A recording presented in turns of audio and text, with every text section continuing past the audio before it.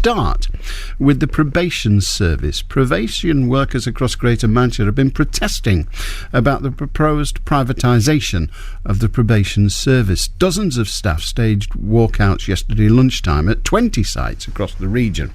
It's part of a national protest over plans announced by the government. The proposals announced would allow private companies to bid for contracts worth as much as £450 million to manage those offenders in England and Wales when they come out of prison, those offenders who are deemed to pose a low risk, or possibly even a medium risk, but not the high risk ones. They would stay with the National Service. Well, Barry McNaughton is from the National Association of Probation Officers and was protesting yesterday. What's the issue? Thanks, Alan. Nice talk to you. Yes, the issue here is, well, there's many issues here, but the main one is that Chris Grayling is trying to push through a reckless and irresponsible plan to sell off the probation service.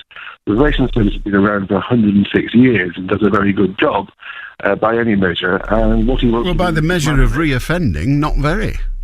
Well, the problem there is that this is a smokescreen that Chris Grayling has been using. It's a red herring, really. Most of the reoffending is carried out by people who are serving less than 12 months in prison. The probation service has no involvement in supervising those people at all at the moment.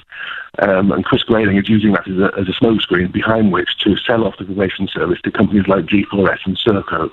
But it's not going to sell it all off. You will still have those individuals who are thought to be at greater risk. Surely that's where your specialist knowledge is required. It's targeting, isn't it? Oh, it is, and we do that already. That's the whole point. He's actually going to sell off the work with all low and medium risk offenders, but we know that a number of those people do go on to commit very serious offences. In fact, the majority of serious offences are committed by those people because we are so good at managing the high-risk people that we actually manage to prevent them from offending in many, many cases. But what will happen, of course, is that there'll be a much reduced probation service with fewer staff, carrying out even more work at fewer sites, and it's going to be an absolute nightmare. Well, I don't quite work that out, because if they hive off some of your work, what we might call the less crucial element of your work, you'll be left to concentrate and specialise on the more difficult. How will that make you have more work if they've sold some of it off? Because they're also most of the staff will be going to the private companies. That's the whole point. But you'll need fewer staff, won't you? You'll need fewer staff because you'll be dealing with fewer people. We've still got very high risk work to carry out. We'll have only about a third. I'm a bit intrigued. Yes, some of your staff will go to the other company or the new companies, but those staff will be dealing with some of the work. So you'll be left with a core of staff and a core of work that you're already doing. So how is it worse? It's worse because it's a much smaller service, so there'll be fewer sites. It'll be much more difficult. Fewer offenders. Yes. Yeah. But they will have to travel. They will have to travel further to the sites, or probation officers will have to travel further to see them. There is about 70%, about 2/3 of the probation service is going to go to the private companies, and those companies are going to be supervising people who are not completely free of risk, and that is the problem. Well, no one's completely free of risk, but there is a grade. Absolutely. I mean, you don't give, but you don't put the same. Your service doesn't put the same degree of effort into every one of your offenders, because that would be ludicrous. You prioritise. Well, that's what this is doing. No, it's not. But what it's doing is it's actually privatising. It's giving up to the work with people who are not, as I say, are not risk-free. They're low and medium risk. And that will include some sex offenders and many domestic violence perpetrators. But you've already made the point that the people who'll be doing that work within this, what you describe as privatised industry, will be former probation officers anyway. So it'll be the same people doing the same work. Being managed by G4S and Serco. And if you remember what a mess... Well, who cares who manages it? It's who does the work that counts, not who moves the paper around. I think it's very important who manages it, because we cannot have any trust in these private companies. This is a completely untested scheme.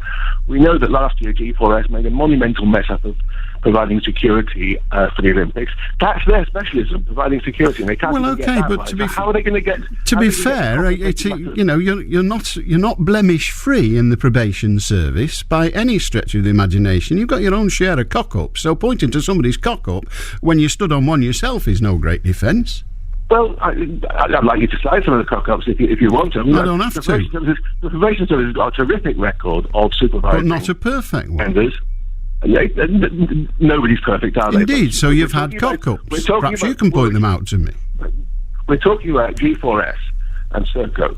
These two companies are currently being investigated by the Minister, or on his behalf, for alleged fraudulent behaviour in contracts with the Ministry of Justice. Just so we can get to the facts that we don't yet know. I mean, this is a proposal. We don't yet know that it will be those two companies. There may be other companies, and it may be that those companies' bids will be rejected. You're saying that is a possibility, and you are correct, but it's also possible it could be some other company. Yes, but you can count on the fingers of one hand the number of companies who would be capable of managing contracts of this sort of size or having the financial clout to do it. This is all being stitched up in order to enable those companies to take this work on. Barry, good to talk to you. Thank you very much indeed. Barry Norton from NAPO. On the line also is Tim Rosier from Reflex. That's an organisation that does similar work but with youngsters, young offenders. What do you think of the plans, Tim? Good morning, Alan. Well, Reflex work within the prison custodial environment, but these plans have some impact on us because we're primarily concerned with the impact that these plans would have on the young offenders themselves. They're vulnerable by virtue of their age and often by their socio-economic situation, and so these plans would add further complications and I believe impact on young offenders, and so therefore these proposals really do concern me. You work within the prison service presently. Part of the prison service presently is privatised. What's your experience, or your comparative experience, if you have any, between the privatised and the still nationalised prisons? Well, in terms of some of the research that's come out, I know the Ministry of Justice have obviously put some prisons out to tender, and we've seen in the news, haven't we, that some prisons have had some concerns. There have been issues of upscaling at Oakwood, for example. There have been issues... Indeed, I'm just asking what your members, your organisation's experience is. Does it differ between prisons, depending on whether they're private prisons or state prisons? Well, it doesn't necessarily impact us in terms of who contracts. So it's no different. The price. Well, it isn't. The issue of private prisons, I think, is a little bit different to the issue of privatising probation, if I may say that. Because at the moment, I think we're rushing forward with these plans in terms of privatising probation based on a complete lack of evidence.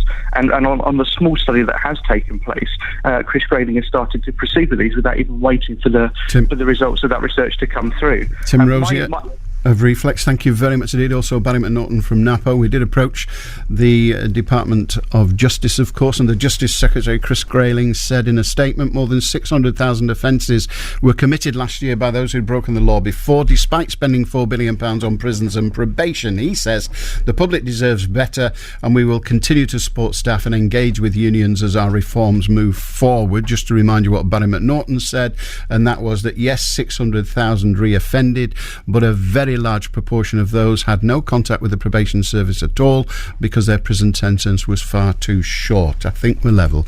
It's 17 minutes